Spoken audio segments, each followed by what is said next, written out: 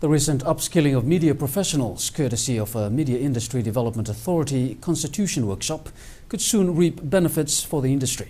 MIDA Chairman Ashwin Raj says it was critical that all media professionals take ownership and familiarize themselves with the Constitution if they are to accurately report on its various provisions. It was the first time for such a large number of media professionals to gather together and familiarize themselves on the Constitution. Organized by MIDA, this could just be the start to more specialized trainings in the future.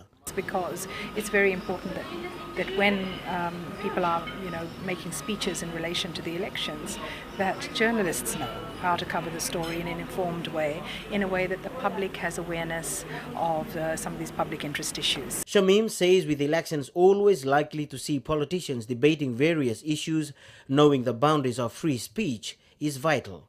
And that the public is not given the impression that something is there that isn't, or that something is not there that is in fact there. The MIDA chairman says this is also a time when journalists can put the Constitution to the test. Journalists get to sort of test the Constitution. And what are the provisions in the Constitution that they can actually seek recourse to? What are the limits and powers of the Media Industry Development Decree? An enlightened media, Raj says, is also a responsible one. We want to see more and more journalists actually using the law to their advantage, understanding the protocols of the law, the protocols of the court, what constitutes defamation, the rules around disclosure, contempt of court. So this is a very crucial workshop, and the workshop also is an important precursor to the other workshop on elections that we're going to be holding soon to train our journalists in the protocols of elections. There are also plans to special media training on the soon-to-be announced electoral decree. Apisalome Rambo, FJ1 News. Fiji's exports to the region is on the rise as the Melanesian Spearhead Group Free Trade Agreement takes effect in the region. This has helped Fiji position itself as a trade megahouse as the region opens up its market. Apisalome Rambo reports. The regional trade market is growing exponentially and is attributed to free-flowing exports and imports between Pacific Island states.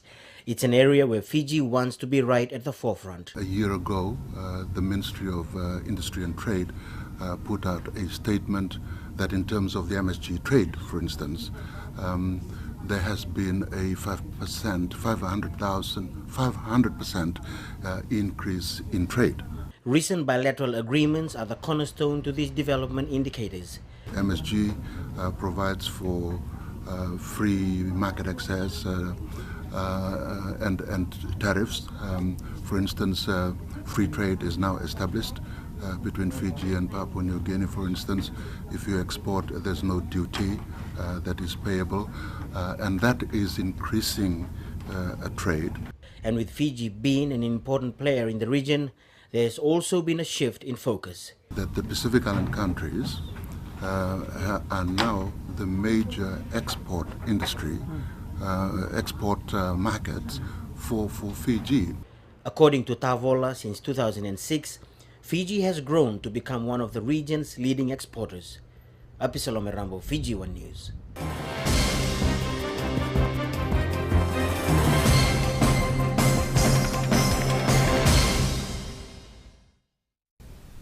Hello again. The Copyright Enforcement Unit within the Attorney General's office says unless there is a change in attitude, copyright breaches will continue. Unit head Terence O'Neill Joyce says the public needs to be re-educated on the negative impacts of copyright breaches. At the moment, these DVDs are arguably the most affordable in the market, a market dominated by pirate operators. When you've had 20 years of turning DVD blanks and CDR blanks into a whole heap of money to put in your pocket, you're not going to stop it overnight. Fiji's current laws are clear on the issue. The 1999 Copyright Act states quite clearly that unless you have a copyright license, you are committing an offence, which is subject to $5,000 fine, 12 months imprisonment. So the penalties are quite severe. According to O'Neill, for too long, emphasis has been on the commercial front only. Just shifting away from the marketplace, what do we do about inculcating, about training, educating young people that their creativity is important. Do they want to grow up in a society where anybody can come along and copy what they've done? Or do we want to create a society where they can be creative and their creative output can be protected? O'Neill has called on the public to cease purchasing pirated music and movies. Apisalome Rambo, FJ1 News. The Rewa Provincial Council meeting was held today, and making her presence felt was Provincial Head Ro Teimumu Kepa. Apisalome Rambo with the details.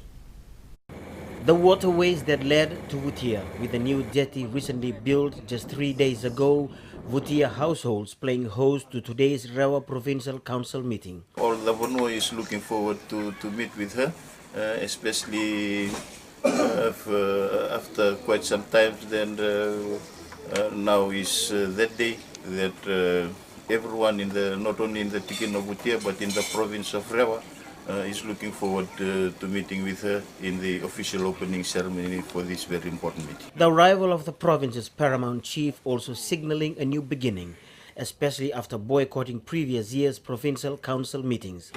Ro Teimumu Kepa in her address stressing the primary importance of the Vanua apart from the influence of the church and government. We are so thankful for the substantive amount of assistance that has been rendered to the Tikina by government, especially on the education, agriculture, fisheries.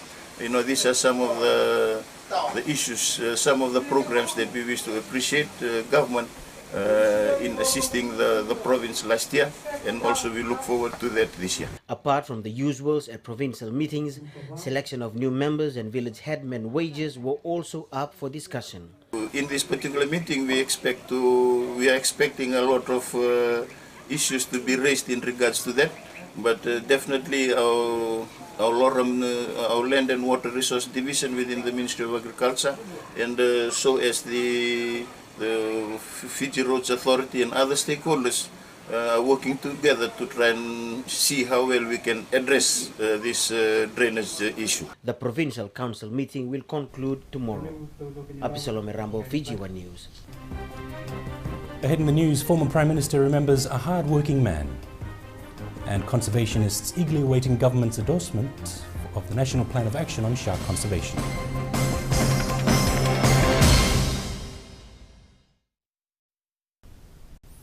Welcome back. Former Attorney General Ngoriniasi Mbambitu Mbale has died. Mbale was Fiji's first native-born Solicitor General, a post he served in from 1979 to 1984. Following the restoration of democracy after the civilian takeover of 2000, Prime Minister Laisenia Ngarase appointed Mbale to the Senate in September 2001, a post he held until 2006. He was a workaholic. He used to work extremely hard, very long hours, every day and night, almost every day, each week. And one thing I never found with him, any stress based on his extremely hard work. Mbale is remembered as a hard-working man. I valued his advice tremendously. I was new in politics, particularly at the top job, and I found that he was a very good Attorney General. He never moved away from responsibility. He was given a task and he was able to do it. And he liked to do jobs with the best quality. So I found him extremely useful and very helpful as Attorney General when I was Prime Minister. Conservationists are eagerly anticipating the National Plan of Action on Shark Conservation, expected to be signed by government soon. The document contains provisions that address issues leading to the sustainable management of Pacific's shark population. Apisalome Rambo with the details. WWF Ian Campbell is excited about the prospect of the soon-to-be signed National Plan of Action. According to Campbell, its effectiveness on the ground will be seen during its implementation process. It's quite difficult for a National Plan of Action to address everything until you actually test those in the water. Now, WWF have a global shark strategy, and we have a focus in the South Pacific, which is why I'm based in Fiji. We are looking at developing tools for all countries to help implement sustainable shark measures in their waters. that's dependent on whether they want to see sharks as part of a sustainable fishery or whether sharks be part as an ecotourism strategy. On prevalent areas of concern to local communities, Campbell says WWF is in the region to develop tools that will assist governments meet their international commitments. It's definitely a step in the right direction, and Fiji has to be applauded for doing that. There are still other countries with no plan of action and no understanding of the shark populations in their waters. So what we are looking at the Fijian government to do is to take this as a first step. It won't address all issues, and there'll be some issues that won't have been thought of that will arise from this, but it's definitely a good first step forward. The Global Shark Conservation Campaigner says shark conservation sustains the marine environment. The draft went to Parliament a few months ago. I understood it's being looked at as we speak. We were expecting something to come out 2 weeks ago, but there was, I think, the Environment Department, I think, wanted to look at it. So we are expecting this to come out very, very soon. We're hoping within the next couple of weeks. Sharks are critical to the ocean's fragile ecosystem. A recent study also found that shark diving's economic contribution to the country is over 80 million a year. Apisalome Rambo, FJ1 News. The two-day Naitha Provincial Council meeting today discussed, amongst other things, government's contribution to the province from 2010 to 2013. Members of the province also expressed their concerns about their contribution in terms of electricity and water. Government has so far contributed about 26 million into the development of the 16 tikina in the province of Naitha, with 14 million to rural electrification, 3 million to road upgrade, 1.6 million to education, and about 1.3 million to rural development. And we're thankful also to the government for the assistance rendered so far. As you can see, the new highway is really progressing very well, and very soon, by this time next year, the highway will reach Nalwai. And we're grateful to government for that big investment. Members, however, question how their 1/10th financial contribution to access water is being put to use. Firstly, we generate most of the water from our province. Without water, industries cannot run, and also the government cannot run. Our province contributes water to the overall economic and social system of Fiji. Affordable electricity also a concern. The electricity also comes from the province. As you know, these are the major prerequisites for any economic development. For industries to be set up, they need electricity. For industry to be set up, they need water. A plea for government to be mindful of the province's contribution to overall development. So it's a big role that the province is playing in the overall development of Fiji. This has been downplayed for a very long time, because these commodities, they generate billions of dollars for the Fiji economy and also the government. Apisalome Rambo, FJ1 News. The issue of transparency and accountability was also discussed at the Naitha Provincial Council meeting. Council members highlighted concerns about the attitude of government officials who fail to provide feedback.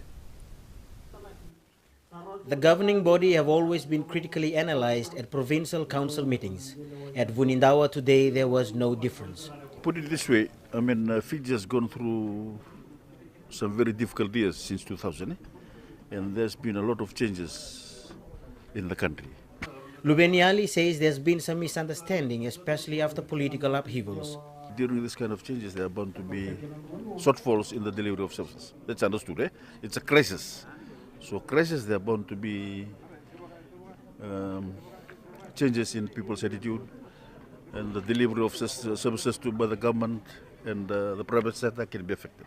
Representatives of government ministries have today been reminded the importance of working transparently, one of which encompassed the smooth flow of correspondence and information between provincial council members and government representatives themselves. And we also sympathize with the government representative for being placed in this very, very tough and challenging situation to be in. It's very challenging, it's not easy. Lubeniali says government and provincial council members need to collaborate more closely. Apisalome Rambo, FJ1 News.